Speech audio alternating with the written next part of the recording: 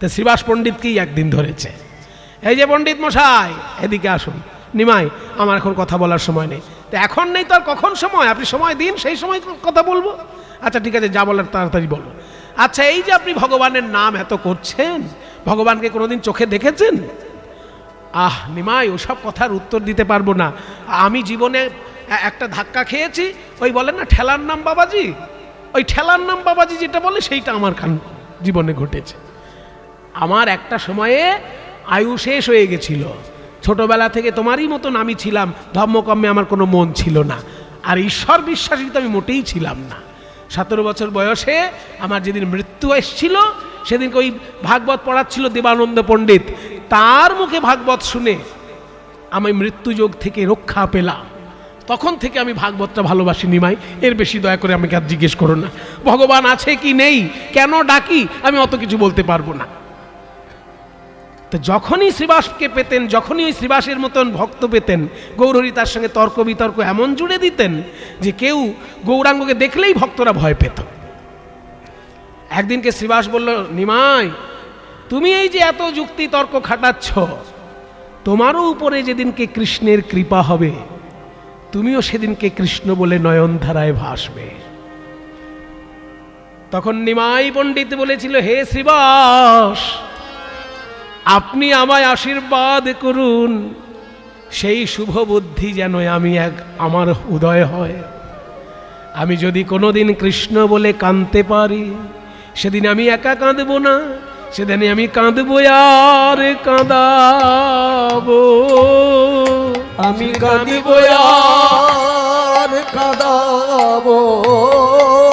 যেদিন কৃষ্ণ পদে মতি হবে, আমি কাঁদবো আর কাঁদাবো। যেদিন কৃষ্ণ পদে মতি হবে, আর সেই শুভ দিন কবে হবে, কৃষ্ণ পদে মতি আমার শুভ দিন কবে হবে, কৃষ্ণ পদে মতি আমার শুভ দিন কবে হবে, কৃষ্ণ পদে মতি আমার শুভ দিন কবে হবে, কৃষ্ণ পদে মতি আমার শুভ দিন কবে হবে। আমি কাঁদবো আর কাঁদাবো। সেই শুভ দিন গৌরাঙ্গ মহাপ্রভুর কবে হলো? যেদিনকে পিতার উদ্দেশ্যে পিণ্ড দেবার জন্য গয়ায় গেলেন। যখন পিণ্ড দানের জন্য গৌরাঙ্গ মহাপ্রভু গয়ায় গেলেন, সেই সময় ঈশ্বরপুরী খেয়াল করলেন যে একটা ছেলে এসেছে নবদ্বীপ থেকে, দেখতে খুবই সুন্দর আর এত বড় পণ্ডিত, তার ভয়ে নাকি বড় বড় পণ্ডিতরা নবদ্বীপে যায় না। সেই ছেলেটার নাম নিমাই, ভালো নাম হচ্ছে বিশ্বম্ভর মিশ্র। বিষ্ণুর চরণ যখন প্রথম দেখলেন গৌরহরি গয়া ধামে, গয়া অসুরের হৃদয়ে বিষ্ণুর চরণ চিহ্ন, ওই গয়া অসুরের হৃদয়ে যে বিষ্ণু চরণ চিহ্ন দেখা যায় গয়া ধামে, ওই বিষ্ণু চরণ চিহ্ন দেখে প্রথম চৈতন্য মহাপ্রভুর ভাব উদয় হয়েছিল, হে কৃষ্ণ করুণা সিন্ধু, কৃষ্ণ করুণা সিন্ধু, কৃষ্ণ কৃষ্ণ বন্ধু জগৎপতে, কৃষ্ণ গোপিকা কান্ত, কৃষ্ণ দেখা রাধা কান্ত নমস্তুতে। বিষ্ণুর শ্রীচরণ ভেসে যায় মহাপ্রভুর নয়ন জলে। কৃষ্ণ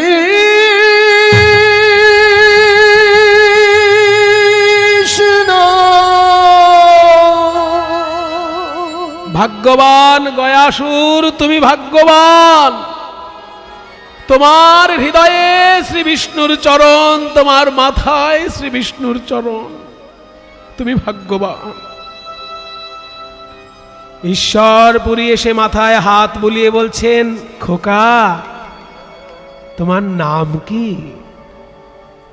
সন্ন্যাসী বর, আমার নাম বিশ্বম্ভর মিশ্র।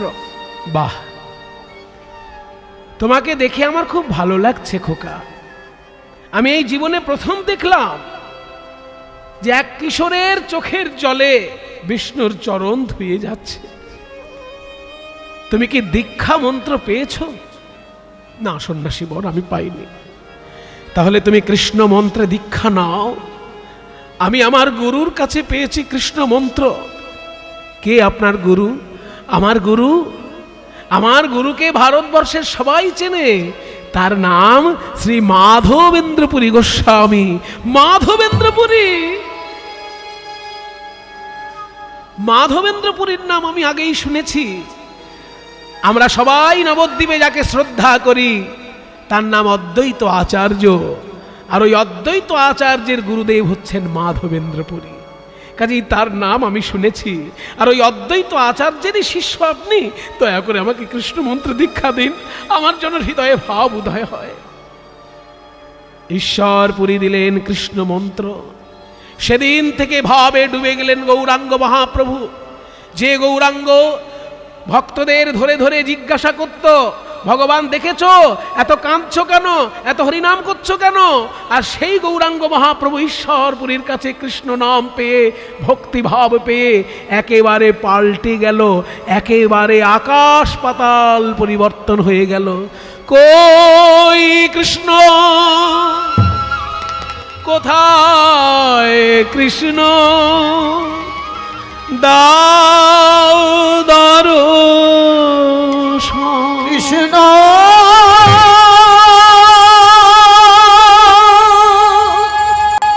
দেখা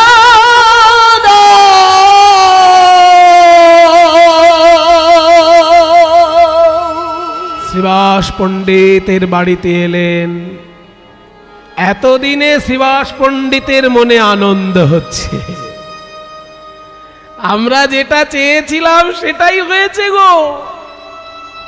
যে নিমাই আমাদের রাস্তাঘাটে টেনে যুক্তিতর্ক জুড়ে দিত, আজকে সেই নিমাই নয়নের জলে ভাসছে। নিমাই, নিমাই, তোমার যখন কীর্তন গাইবার ইচ্ছা হবে তুমি আমার বাড়িতে চলে যাবে নিমাই। আমার বাড়ির উঠোন, আমার বাড়ির নাট্য ঘর, আমার বাড়ির অন্দরমহল বাহির মহল সমস্ত কিছু তোমার জন্য রইল নিমাই। তোমার যখন ইচ্ছা হবে তুমি আমার ঘরে গিয়ে কীর্তন গাইবে।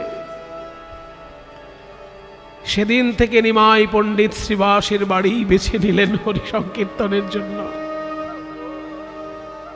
কোন একটি শুভ একাদশীর দিন মহাপ্রভু বললেন, শ্রীহরিবাসরে হরি কীর্তন বিধান।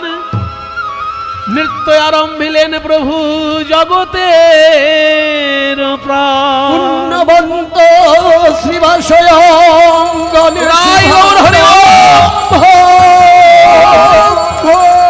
উঠিল মঙ্গল ধ্বনি গোপাল গোবিন্দ। সবার অঙ্গেতে শোভে শ্রীচন্দন মালা। সবার অঙ্গেতে শোভে শ্রীচন্দন মালা। সবাই গায়েন কৃষ্ণ প্রেমে হয়ে ভোলা। কোথায় শুরু করলেন মহাপ্রভু কৃষ্ণ কীর্তন? শ্রীবাসের বাড়িতে। কত বড় ভাগ্য একবার চিন্তা করুন তো আপনারা, যার উঠোনে স্বয়ং ভগবান কীর্তন গাইছেন। কত বড় ভাগ্য শ্রীবাস পণ্ডিতের। মহাপ্রভু নিজের বাড়িতে কীর্তন গাইছেন না, নিজের বাড়িতে কিছু কিছু লীলা প্রকাশ করেছেন মাত্র। কিন্তু কীর্তন যে কলিযুগের শ্রেষ্ঠ সাধনা, সেটা বিধিবদ্ধভাবে শুরু করলেন কোথায়? শ্রীবাসের বাড়িতে। এবং কোন তিথিতে শুরু করলেন? একাদশী তিথিতে। শ্রীহরিবাসর বলে একাদশীকে। বাসর মানে কি? বাসর শব্দের অর্থ ঘর নয়।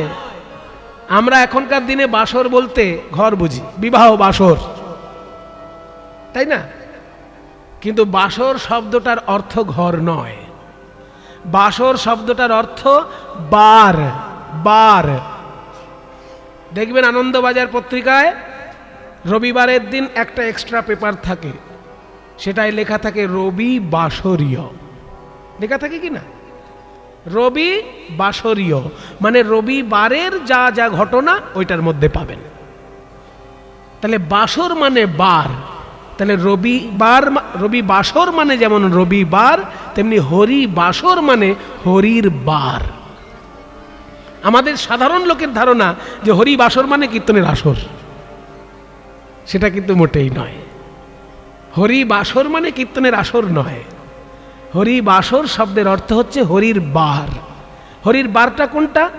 বৃহস্পতিবার না সোমবার না বুধবার? এক একজনের তো এক একটা বার। যেমন সূর্যের বার হচ্ছে রবিবার, চাঁদের বার হচ্ছে সোমবার, মঙ্গলের দিন হচ্ছে মঙ্গলবার, বুধের দিন বুধবার, বৃহস্পতির দিন বৃহস্পতিবার, শুক্রের দিন শুক্রবার। তাহলে হরির বারটা কোনটা? 7 দিনের মধ্যে তো একটাও পড়ছে না। হরির বারটা সেদিনই পড়বে যেদিনই একাদশী পড়বে। 7 দিনের মধ্যে যে দিনটা একাদশী সেদিনটা আর রবিবারও বলা চলবে না, সোমবারও বলা চলবে না, বৃহস্পতিবারও বলা চলবে না, হরিবার বলতে হবে। কিন্তু আমরা বলে অভ্যস্ত নই, শুনে অভ্যস্ত নই, সেই জন্য আমরা বুঝি না। যে দিনটা একাদশী পড়বে সেটা আর রবিবার থাকলো না, হরির বার হয়ে গেল। যদি সোমবার একাদশী পড়ে আর চাঁদের দিন রইল না, দিনটা হরি রয়ে গেল। যে দিন একাদশী সেই দিনই হরিবাসর। হরিবাসর শব্দের অর্থ হরিবার। হরির দিন হচ্ছে একাদশীর দিন। তাই গৌরাঙ্গ মহাপ্রভু ওই দিনকেই কীর্তন বিধান করলেন শ্রীবাসের অঙ্গনে। আর শ্রীবাস মনের আনন্দে বললেন যে নিমাই যতক্ষণ খুশি কীর্তন করবে, যেমন খুশি কীর্তন করবে, কেউ যেন তাকে বাধা না দেয়। আর আমার জীবন এটা তো বেঁচে আছে ভগবানের ইচ্ছায়। আমি তো মরেই গেছি 17 বছর বয়সে। আমার জীবনটা তো আর আমার জীবন নয়, আমার বাড়িটাও আমার নয়, ওটা নিমায়েরই বাড়ি। একদিনকে কৃষ্ণ কীর্তনে এমন মাতামাতি আনন্দ হচ্ছে, ভজ রাধা কৃষ্ণ গোপাল কৃষ্ণ, কৃষ্ণ কৃষ্ণ বল মুখে মনরে, ভজ রাধা কৃষ্ণ গোপাল কৃষ্ণ, কৃষ্ণ কৃষ্ণ বল মুখে মনরে, ভজ রাধা কৃষ্ণ গোপাল কৃষ্ণ, কৃষ্ণ কৃষ্ণ বল মুখে মনরে।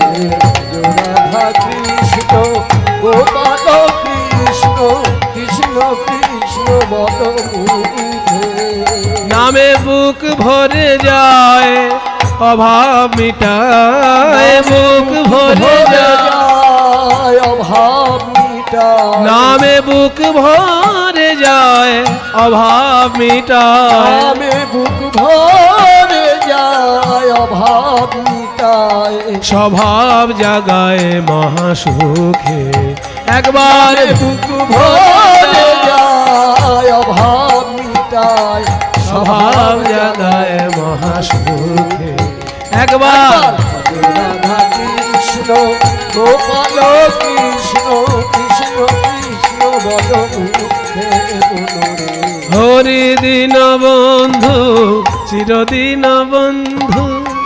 নিমাই তুমি যখন কীর্তন করো তোমার তো খিদে থাকে না, ঘুম থাকে না, কিন্তু আমরা তো মানুষ, তোমাকে সবাই ভগবান বলে মনে করে, কিন্তু আমরা তো আর ভগবান নই। খুব খিদে পেয়ে গেছে নিমাই, কিছুতেই আমাদের এখন আর কীর্তন করতে ইচ্ছে করছে না। আরে বাবা, পেটের মধ্যে যদি খিদে ধরে আর কিছু ভালো লাগে? নাচতে পারছি না তো, নাচতে গিয়ে কুঁকড়ে যাচ্ছে। দেখবেন খুব খিদে পেলে আর পেট সোজা করা যায় না, এরকম। নাচতে পারছি না, গাইতে পারছি না, প্রচন্ড খিদে পেয়ে গেছে। গৌরসুন্দর বলছে, ও তোমাদের খিদে পেয়ে গেছে, একটু আগে বলতে পারতে তো ভাই। মহাপ্রভু খেয়াল করলেন শ্রীবাস অঙ্গনে রয়েছে একটি আম গাছ। বললেন, ওগো আম্র বৃক্ষ, তুমি তো শ্রীবাসের বাড়ির আম গাছ নও, তুমি তো বৃন্দাবনের আম গাছ। কারণ যেখানে হয় হরিনাম সংকীর্তন সেই তো মধুর বৃন্দাবন, মধুর বৃন্দাবন। বৃন্দাবন। যেখানে হয় নাম সংকীর্তন সেই তো মধুর বৃন্দাবন। এটা মুখের কথা নয়, কাজের কথা করে দেখাও। এইখানে দিন রাত কৃষ্ণ কীর্তন হয়। শুভ একাদশীতে শুদ্ধ মনে সবাই হরি নাম করে। ওগো আম্রবৃক্ষ, তুমি কৃপা করে এই ভক্তগণের ক্ষুধা নিবৃত্তি করো। কি আশ্চর্য ব্যাপার জানেন, অকালে সবাই দেখতে পেল আম গাছে ছোট ছোট গুটি হচ্ছে। চোখের সামনে আমগুলো আস্তে আস্তে বড় হচ্ছে। কেউ কেউ মনে করছে জাদুবিদ্যা, কেউ কেউ মনে করছে ভগবানের অলৌকিক কৃপা। আমগুলো চোখের সামনে দেখতে দেখতে বড় হলো, সবুজ থেকে হলুদ হয়ে গেল। চোখের সামনে আম পেকে গেল শ্রীবাস অঙ্গনে। শ্রীবাস দেখেও বিশ্বাস করতে পারছে না। আর মহাপ্রভু ওই আম পাড়ছেন আর ভক্তদেরকে দান করছেন। শ্রীবাসের অঙ্গনে ওই এক একটি আম যখন সবাই খোসা ছাড়িয়ে খাচ্ছে, যেন অমৃত স্বাদ গো, যেন অমৃতে স্বাদ গো। আম নয়, আম নয়, যেন অমৃত স্বাদ গো। ও তো আম নয়, আম নয়, অমৃত স্বাদ গো। আম নয়, আম নয়, প্রসাদ পেয়ে ক্ষুধা তৃষ্ণা দূরে গেল। আম নয়, আম নয়, তাদের ক্ষুধা তৃষ্ণা দূরে গেল। আম পেয়ে তাদের ক্ষুধা তৃষ্ণা দূরে গেল। তাদের ক্ষুধা তৃষ্ণা দূরে গেল। ও তো আম নয়, আম চোখের সামনে আম বড় হলো, চোখের সামনে আম পাকলো, আর সেই আম মহাপ্রভু সকলকে বিতরণ করলেন। আম খেয়ে সবার ক্ষুধা তৃষ্ণা দুই দূর হয়ে গেল।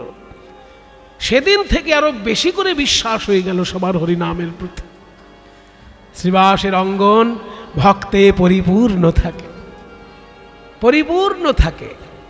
একদিনকে মহাপ্রভু বললেন যে কীর্তন কিন্তু সব সময় দরজা জানলা খুলে করা চলবে না, কারণ সবার মন সমান নয়, সবার গ্রহণযোগ্যতা সমান নয়।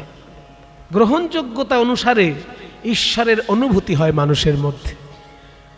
মনে করুন আপনি একটা কথা বলছেন, এবার সেই কথাটি যদি ভাগবতের শ্লোক হয় বা গীতার শ্লোক হয়, সেই গীতার শ্লোক যখন ব্যাখ্যা করবেন আপনি, সামনে যে MA পাস করা PhD করা যে লোক থাকবে তার উপলব্ধি একরকম হবে, আর যে ক্লাস 2 পাস করে বসে আছে তার উপলব্ধি আরেক রকম হবে।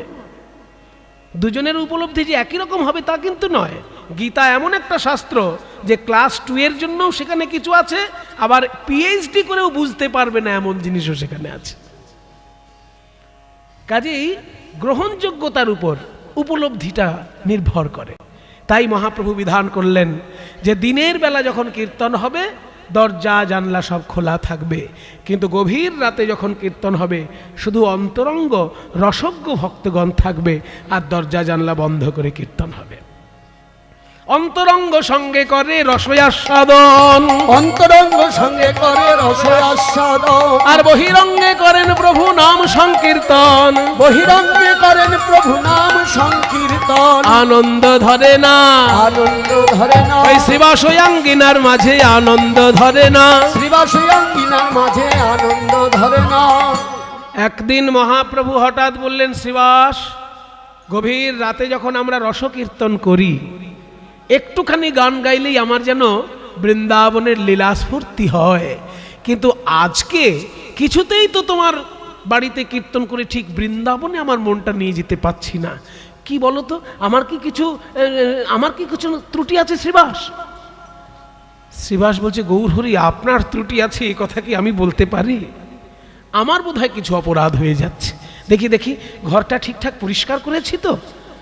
হঠাৎ শ্রীবাস খেয়াল করলো যে অত বড় নাট মন্দির ঘরের মধ্যে একটা কোণে একটা ঝুড়ি বড় ঝুড়ি আর কি উল্টো করে বসানো আছে। বলি বাবা ঝুড়ি কেন এর মধ্যে? কীর্তনের এই ঘরে তো কখনো ঝুড়ি থাকে না, পরিষ্কার পরিচ্ছন্ন রাখতে হয়। কীর্তন তো উপাসনার জিনিস, উপাসনার জায়গা পরিষ্কার পরিচ্ছন্ন থাকবে, ঝুড়ি কেন এখানে? শ্রীবাস গিয়ে যখনই ঝুড়িটা তুলেছে দেখে ঝুড়ির ভিতর লুকিয়ে আছে এক বুড়ি। আর যেমন তেমন বুড়ি নয়, স্বয়ং শ্রীবাসের শাশুড়ি। আসলে শ্রীবাসের শাশুড়ি একটু সন্দেহ পরায়ণা ছিলেন।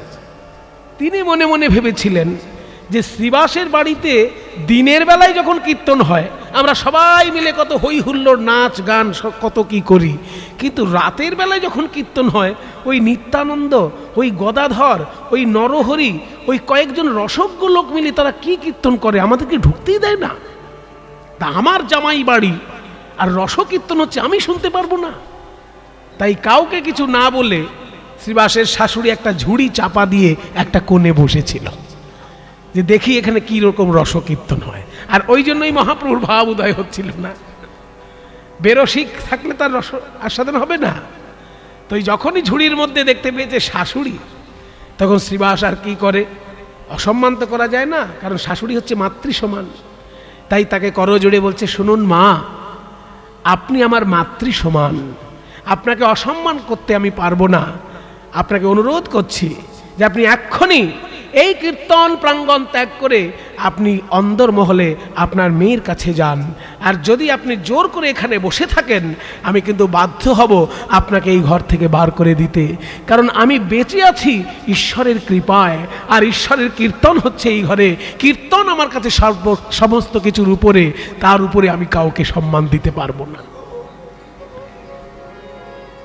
তখন শ্রীবাস আর কি, শাশুড়ি আর কি করে, আস্তে আস্তে চলে গেল অন্দরমহলে। দরজা জানলা বন্ধ হলো, মহাপ্রভু ডুবে গেলেন ভাবে। শুনো সুন্দর শ্যাম ব্রজ বিহারী, শুনো সুন্দর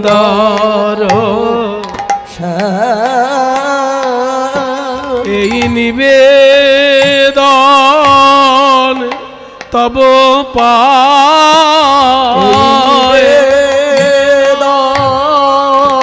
তব পায়, শুনো হে শ্যামরায় এই নিবেদন তব পায়, শুনো হে শ্যামরায় এই নিবেদন তব পায়, শুনো সুন্দর ব্রজ বিহারী, হৃদয় মন্দিরে রাখি তোমারে রে, হৃদয় মন্দিরে রাখি যেন তোমায় দেখি হে, যেন তোমায়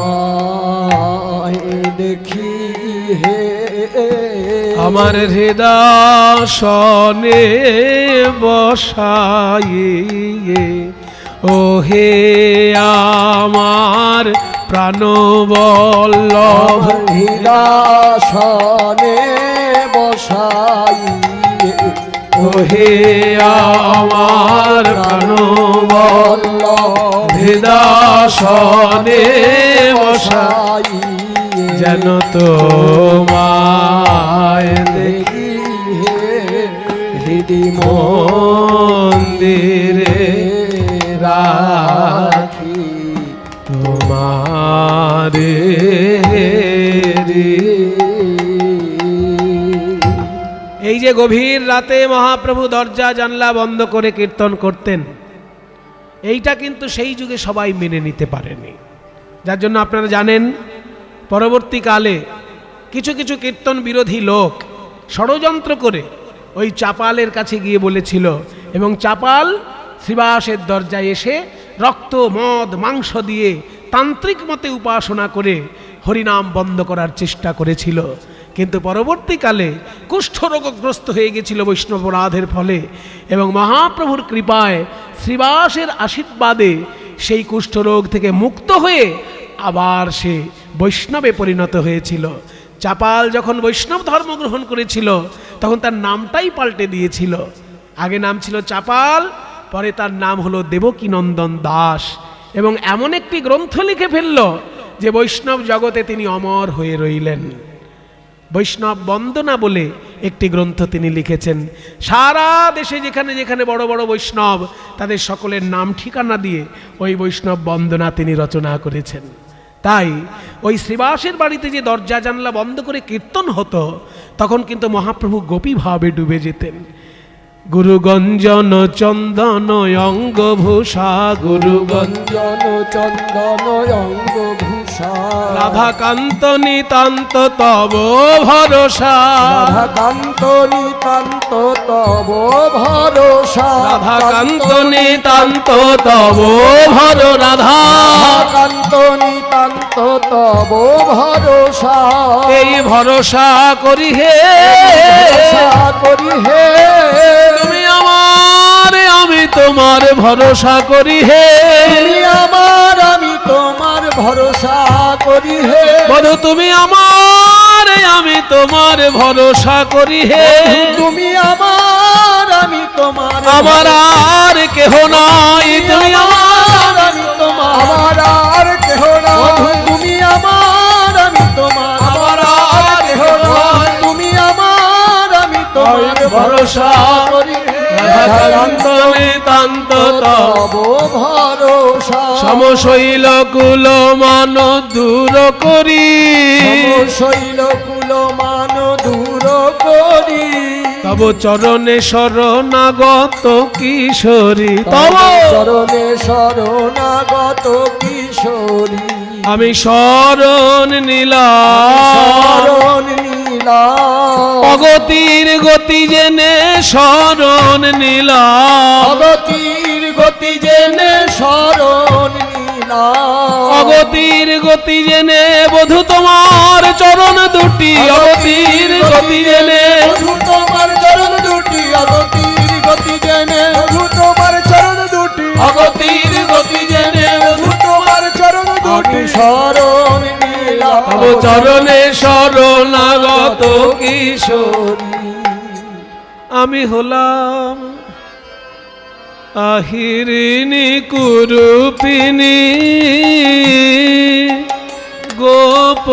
গোপনারী, তুমি জগ জন রঞ্জন বংশীধারী।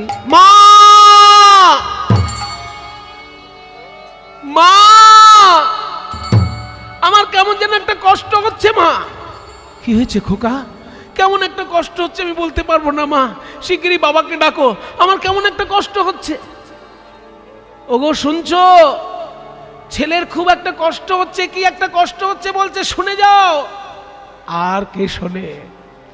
শ্রীবাস তখন কীর্তনে ডুবে আছে, মহাপ্রভু রাধা ভাবে ডুবে গান গাইছেন। শ্রীবাস কি আর সেখান থেকে আসতে পারে?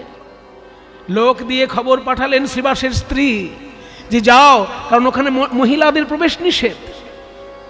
মহাপ্রভু যেখানে কীর্তন করতেন, কিছু মনে করবেন না বাবা, কীর্তনের মধ্যে মহিলা ধেই ধেই করে নাচবে, আর কীর্তনের সেটা দুষ্ট লোকেরা তার বিকৃত রূপ দেখে হৈ হৈ করবে, এটা কিন্তু মহাপ্রভু কোনোদিন চাননি।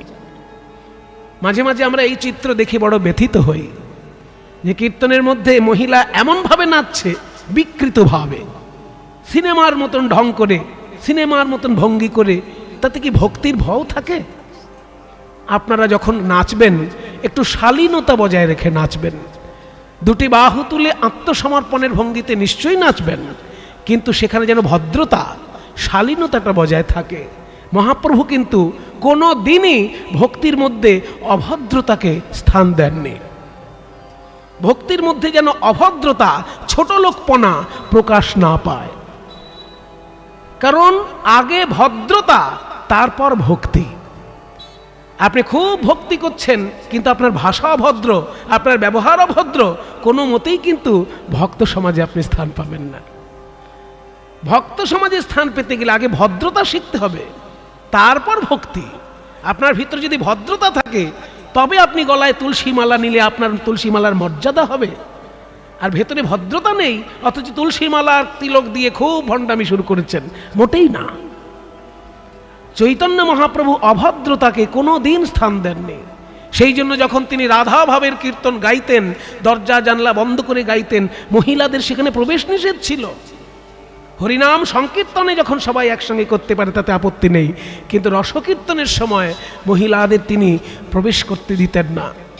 এবার শ্রীবাসের স্ত্রী দেখছে যে ছেলেটা কষ্ট পাচ্ছে, স্বামীকে ডাকবো কিন্তু নিজে তো যেতে পারবো না, তাই লোক দিয়ে খবর পাঠালেন যে একবার শ্রীবাস পণ্ডিতকে খবর দাও, ছেলেটার কষ্ট হচ্ছে।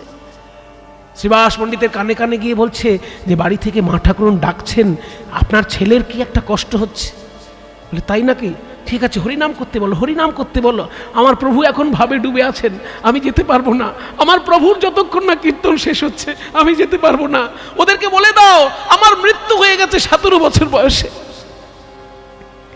মহাপ্রভু ভাবে ডুবে গিয়ে গান গাইছেন, আমি হলাম আহিরিণী কুরুপিনী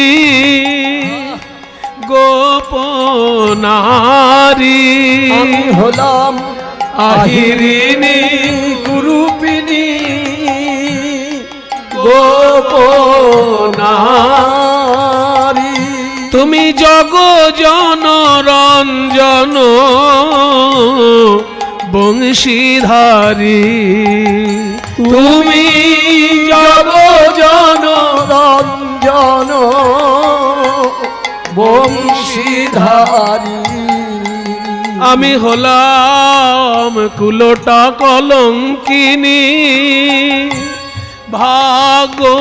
ভাগহীনী, আমি হলাম কুলোটা কলঙ্কিনী ভাগহীনী, তুমি জগ জনরঞ্জন চূড়ামণি, নয়নানন্দ নয়নানন্দ, তুমি জগ জনমন নয়নানন্দ, তুমি জগ জনমন নয়নানন্দ, নানা একা বধূ আমার নহে, জগ জনমন নয়নানন্দ, তাই গোবিন্দ দাসে কহে শুনো শ্যামরায়, আর মধু মনে তোমা বিনা আর নাহি ভাই। হিয়া শ্রীবাস একটা যেন রমণী কণ্ঠের ক্রন্দন ধ্বনি আসছে আমার কানে। একটু দেখো তো তোমার বাড়ির ভেতরে কোনো ক্রন্দনের কিছু ব্যাপার ঘটলো কিনা। প্রভু এখনই যাচ্ছি, এখনই যাচ্ছি। শ্রীবাস ছুটে গেলেন অন্দরমহলে, প্রধান্বিত হয়ে উঠলেন মালিনী দেবীর উপর। তোমার কণ্ঠস্বর শুনে মহাপ্রভুর কীর্তনে ব্যাঘাত ঘটেছে, কেন ক্রন্দন করছো? মালিনী দেবী মুখে কিছু না বলে দেখিয়ে দিলেন কোলের উপর তার ছেলেটি লুটিয়ে পড়েছে। এই দেখো তোমার মহাপ্রভুর কীর্তনের ফল, মহাপ্রভুর কীর্তনের ফল। তোমার মহাপ্রভু কীর্তন গাইছেন ভাবে বিভোর হয়ে, আর এদিকে আমার ছেলেটা আমার কোলের উপর ছটপট ছটপট করতে করতে কি একটা অসুবিধে হলো কিছুই বুঝলাম না, ও লুটিয়ে পড়লো আমার কোলের উপর। দেখো শুনেছি মায়ের কোলে ছেলে নাকি মরে না, কিন্তু আমার কোলে ছেলে কি হলো দেখো, এই যে কথা বলছে না। আর কে বলে ডাকবে, কে মা বলে ডাকবে, আর কে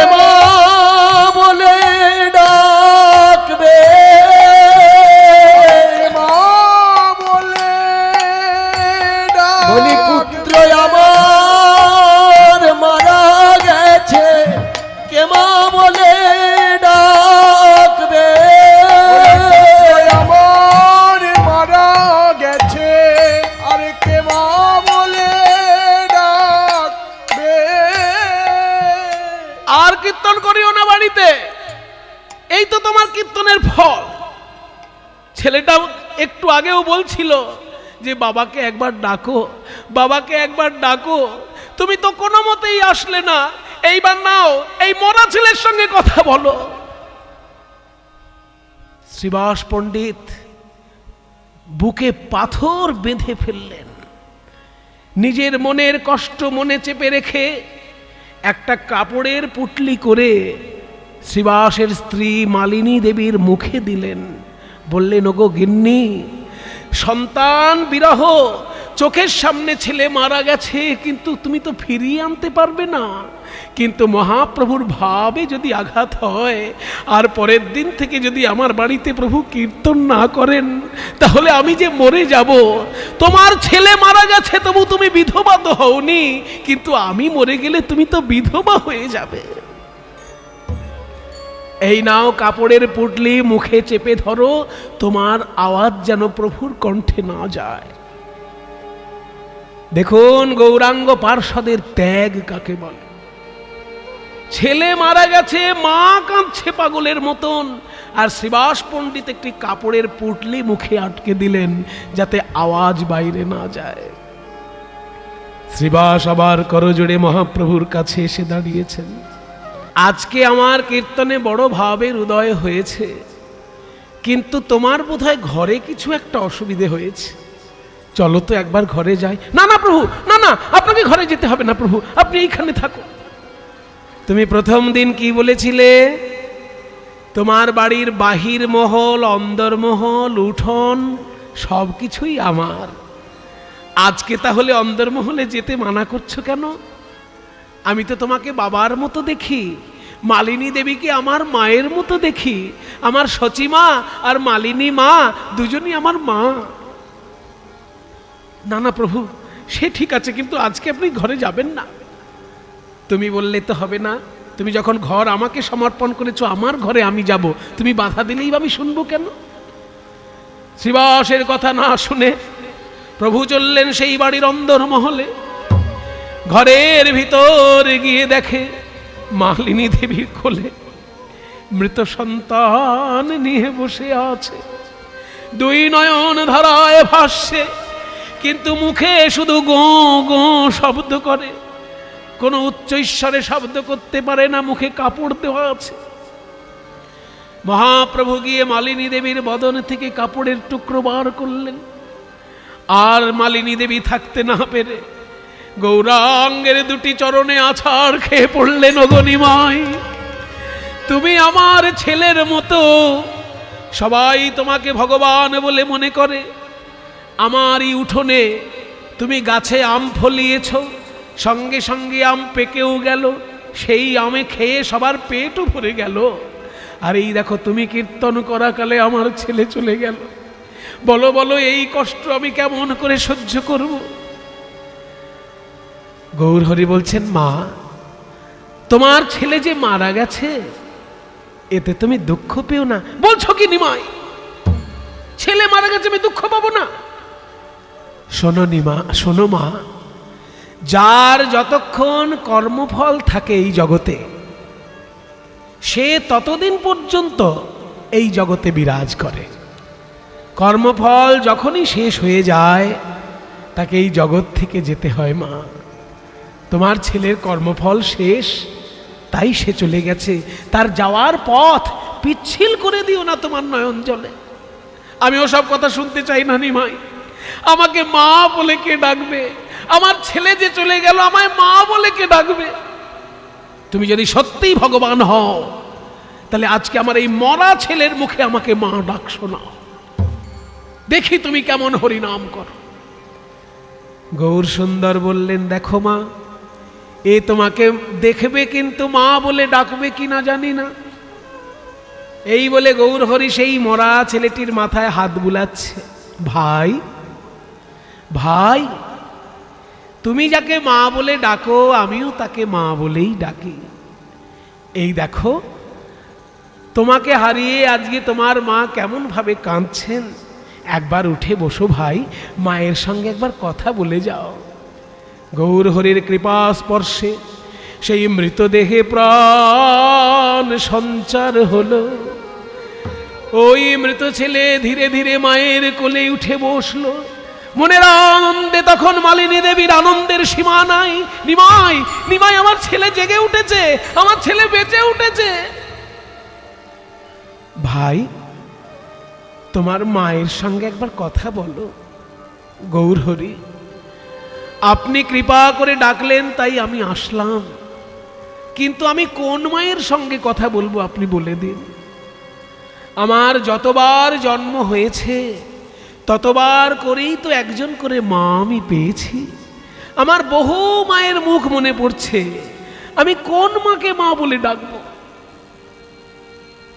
তখন অবাক হয়ে গেলেন মালিনী দেবী। ছেলে বলে কি? গৌরহরি বলছেন, শোনো, এই জন্মে তোমার যিনি মা, ওই শ্রীবাস পণ্ডিতের স্ত্রী মালিনী দেবী, যার কোলে তুমি বসে আছো, তাকে মা বলে ডাকো।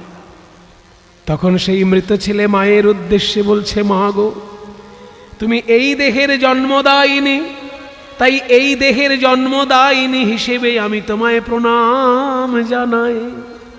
শোনো মা, এইরকম শত শতবার আমার জন্ম হয়েছে, আর শত শতবার আমি মা পেয়েছি। তাদের মধ্যে তুমিও আমার একজন মা। যতবার জন্ম হয় ততবারই আমরা মা পাই, কিন্তু পরজন্মে আগের জন্মের মায়ের কথা ভুলে যাই। শোনো মা গো, যার যখন কর্মফল শেষ হয় তাকে তখন পরপারে যেতে হয়। আমায় যেন তুমি আর পেছন ফিরে ডেকো না মা। মালিনী দেবীর তখন জ্ঞান হলো যে আমার ছেলে আমাকে চিনতে পেরেও সে আজকে বলছে আমাকে পিছন ফিরে ডেকো না। তাহলে ওর যদি যাবার সময় হয়ে থাকে, আমি আর তোকে ডাকবো না বাবা। তোর মুখে আমি শুধু একবার মা ডাক শুনতে চেয়েছিলাম, আমি ডেকেছি, আমি শুনেছি তোর মুখে মা ডাক। এইবার তোর যেখানে যেতে হয় হরিনাম নিয়ে সেইখানে যা বাবা। মায়ের কাছে অনুমতি পেয়ে ছেলেটি আবার মাটিতে লুটিয়ে পড়ল। এইবার আপনারা চিন্তা করুন, শ্রীবাস পণ্ডিতের কতখানি অবদান এই কীর্তনের জন্য, যে সে মহাপ্রভুর কীর্তনের সময় তার পুত্র বিয়োগ হয়ে যায়, তবুও সে বুকে পাথর বেঁধে মহাপ্রভুর কীর্তনে কোনো ব্যাঘাত দেয়নি। পরবর্তীকালে যখন চৈতন্য মহাপ্রভু ভাবে আবিষ্ট হয়েছিলেন, 7 প্রহরিয়া ভাবে, শ্রীবাসকে তিনি নারদ রূপে বর্ণনা করে কৃপা করেছিলেন। এবং আরও পরবর্তীকালে যখন মহাপ্রভু সন্ন্যাসী হয়ে চলে যান, সেই সময় শ্রীবাস পণ্ডিত মনে এতখানি ব্যথা পেয়েছিলেন যে নবদ্বীপ তিনি ত্যাগ করেছিলেন। যে অঙ্গনে মহাপ্রভু কীর্তন করেছেন সেই অঙ্গনে মহাপ্রভু কীর্তন করবেন না, আর আমি সেই অঙ্গন দেখব, আমি এই বাড়িতেই থাকবো না। তাই শ্রীবাস নিজের বাড়ি ছেড়ে চলে গেছিল। কোথায় গেছিল? গঙ্গার ওপারে হালি শহরে, যেটা বর্তমানে হালি শহর বলা হয়, তখনকার দিনে নাম ছিল কুমারহট্ট। সেই কুমারহট্টে বা হালি শহরে শ্রীবাস গিয়ে নতুন বাড়ি বানিয়েছিলেন। পরবর্তীকালে চৈতন্য মহাপ্রভু সন্ন্যাস নিয়ে যখন পুরীধামে যান, আবার বাংলায় এসেছিলেন, সেই সময় ওই কুমারহট্টের বাড়িতে শ্রীবাসের সঙ্গে দেখা করেছিলেন। বলেছিলেন, শ্রীবাস, তোমার অঙ্গনে আমি কীর্তন করেছি, তোমাকে আমি ভুলতে পারি? শ্রীবাস, একটা কথা বলবো। বলুন প্রভু। মনে করো তুমি যদি এই কীর্তন করছো, যদি 3 দিন খেতে না পাও, তখন কি করবে? বলে, তখন কি আর করব? 3 দিন যদি আমি খেতে না পাই, তবু আমি কীর্তন ছাড়বো না। 2টি বাহু তুলে আমি গঙ্গায় আত্মবিসর্জন করব, তবু অর্থের জন্য আমি চিন্তা করব না প্রভু, আমি প্রাণ ভরে কীর্তনই গাইব। তখন মহাপ্রভু বললেন, শোনো শ্রীবাস, লক্ষ্মী যদি ভিক্ষা করেন কোনো কালে, তবু না হইবে দারিদ্র, তোমার ঘরে না হবে কোনো কালে। যে এমন দুর্দিন যদি আসে যে মা লক্ষ্মীকেও থালা নিয়ে ভিক্ষে করতে হচ্ছে, কিন্তু তোমার বাড়িতে কোনোদিন দারিদ্র আসবে না। এই আমি বলে দিলাম, তুমি প্রাণ ভরে কীর্তন রসে ডুবে যাও। যে লক্ষ্মী ভিক্ষা করবে, কিন্তু তবু তোমার বাড়িতে কোনোদিন দারিদ্র আসবে না। সেই শ্রীবাসের কুমারহট্টের বাড়িতে মহাপ্রভু এই কথা বলেছিলেন। তাই শ্রীবাস পণ্ডিত আমাদের বৈষ্ণব জগতের মধ্যে তার সবথেকে বড় অবদান ওই একাদশীর দিন মহাপ্রভু যে কীর্তনের বিধান করলেন, কলিযুগের সর্বশ্রেষ্ঠ যে সাধনা সংকীর্তন, সেই সংকীর্তনের যেটা পীঠস্থান সেটাই হচ্ছে শ্রীবাসের অঙ্গন। আরও একটি কথা, শ্রীরামকৃষ্ণদেব যেমন 1 জানুয়ারিতে কল্পবৃক্ষ হয়েছিলেন, কল্পতরু উৎসব হয় না, কল্পতরু হয়েছিলেন, যে যা চেয়েছিল রামকৃষ্ণদেবের কাছে সে তাই পেয়েছিল। তেমনি চৈতন্যদেব একবার 7 প্রহর ধরে ওই রকম কল্পবৃক্ষ হয়েছিলেন। 7 প্রহর, 1 প্রহরে 3 ঘন্টা, আর 7 প্রহর মানে 3 7 21 ঘন্টা ধরে মহাপ্রভু ভগবত ভাবে আবিষ্ট ছিলেন ওই শ্রীবাসেরই বাড়িতে। সেদিনকে শ্রীবাসের কাছে যে যা চেয়েছিল তাই পেয়েছিল। কাজেই রামকৃষ্ণদেব কল্পতরু হওয়ার জন্য যেমন উদ্যানবাটি বিখ্যাত, তেমনি মহাপ্রভুর 7 প্রহরিয়া ভাবের জন্য শ্রীবাস অঙ্গন বিখ্যাত। আর ওই 7 প্রহরিয়া ভাবে সকলে এসে এসে মহাপ্রভুর কাছে বিভিন্ন জিনিস চাইছে, কিন্তু একজন আসেনি, মহাপ্রভু তাকে ডাকতে লোক পাঠালেন। তার নাম হচ্ছে শ্রীধর পণ্ডিত। শ্রীধর পণ্ডিত এখনো আসেনি কেন? ও কিছু না চাইলে পরে আমার শান্তি হচ্ছে না, যাও শ্রীধর পণ্ডিতকে ডেকে নিয়ে এসো। তখন শ্রীধর পণ্ডিতকে ডেকে এনেছিল যে ওরে তোর ভাগ্য ভালো রে, তুই থোড় মোচা কলা বিক্রি করে খাস, আর মহাপ্রভু তোকে ডাকছেন, উনি ভাবে আবিষ্ট, যা চাইবি তাই পাবি। শ্রীধর পণ্ডিত সঙ্গে সঙ্গে দোকান ছেড়ে শ্রীবাস অঙ্গনে ছুটে গেল। দেখে কি যে বিষ্ণুর সিংহাসনে স্বয়ং মহাপ্রভু বসে আছেন। শ্রীবাসের যে আরাধ্য দেবতা বিষ্ণু, ওই বিষ্ণুর সিংহাসনে মহাপ্রভু বসে আছেন। আর ডেকে বলছেন, ওরে শ্রীধর, তুই আমার সব থেকে প্রিয় ভক্ত, তুই কি চাস চেয়ে নে আমার কাছে, যা চাইবি তাই পাবি। তখন শ্রীধর মহাপ্রভুর চরণ ধরে বলেছিল যে সত্যি প্রভু, তুমি কি আমায় দেবে? তাহলে আমি যা চাইব তোমায় তাই দিতে হবে। বলে যা চাইবি তাই পাবি আজকের দিনের জন্য। তখন শ্রীধর বলেছিল যে ব্রাহ্মণ কাড়ি খাইল মোর খোলা পাত, যে ব্রাহ্মণ কাড়ি খাইল মোর খোলা পাত,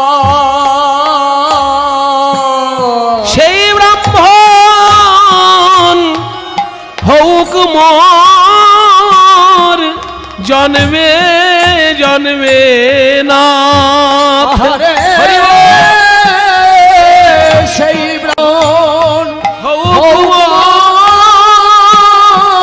মোর জন্মে জন্মে না।